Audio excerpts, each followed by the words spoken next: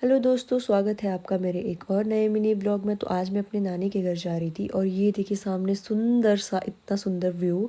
और ये वाली लोकेशन कौन सी है दोस्तों, अगर आपको पता है तो मुझे कमेंट करके बताइए कि ये वाली जगह कौन सी है।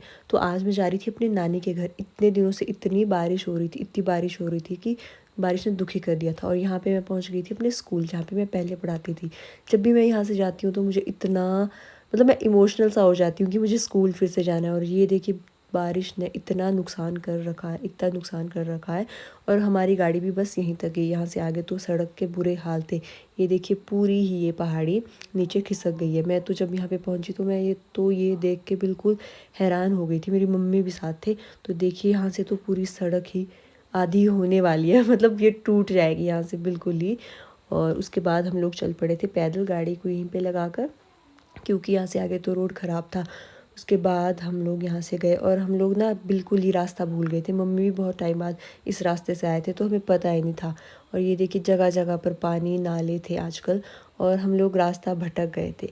फिर हम जैसे तैसे अंधेरे में गए। एक तो हम ऊपर से लेट हो गए थे, बहुत ज़्यादा लेट हो गए थे, और फिर अंधेरा हो गया था और रास्ता भी साफ़ नहीं था। तो उसके बाद हम यहाँ पे एक घर में पहुँचे जहाँ पर हमने लोगों से रास्ता पूछा, और उसके बाद हम जैसे तैसे करके घर में पहुंच गए।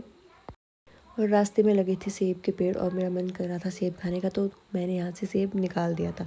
और उसके बाद हम लोग पहुँच गए थे घर में। और यहाँ पे हम लोग पहुँच गए हैं नानी के घर में। तो यहाँ पे मेरे मामा के बेटा बेटी हमें मिलने बाहर आ गए थे। तो ये लोग बहुत ज़्यादा खुश थे कि हम लोग आ रहे थे। और वैसे भी मेरी एक मामा की बेटी का आज बर्थडे था, तो ये लोग ज़्यादा ही खुश थे। उसके बाद हम लोग यहाँ पे बैठ गए थे और हम लोग बहुत ज़्यादा थक चुके थे। और ये है दिव्या, ये भी आजकल घर आई है और ये मिली है मेरे नाना जी से।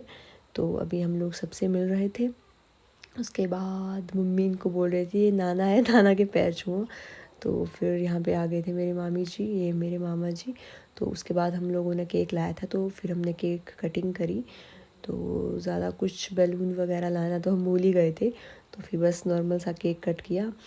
उसके बाद सबने दीक्षा को केक खिलाया। तो इसकी शादी हो रही है कुछ टाइम बाद, तो फिर ये इसका लास्ट बर्थडे था यहाँ पर। तो उसके बाद हम लोगों ने थोड़ा बैडमिंटन खेला, और बैडमिंटन खेलने के बाद हम लोग चला गए थे खाना खाने। और जब हम लोग खाना खा रहे थे तो मैं वीडियो बनाना भूल गई थी, क्योंकि मेरा फ़ोन बंद हो गया था। तो खाने में था सिड्डू, पनीर, दाल, बहुत कुछ था। तो उसके बाद खाना खाने के बाद हम लोग आ गए थे यहाँ पे दिव्या की शादी के फ़ोटोज़ देखने के बाद हम लोग बैठ गए थे गप्पे मारने के नाम पर सब लोग अपना फ़ोन चलाने लग गए थे।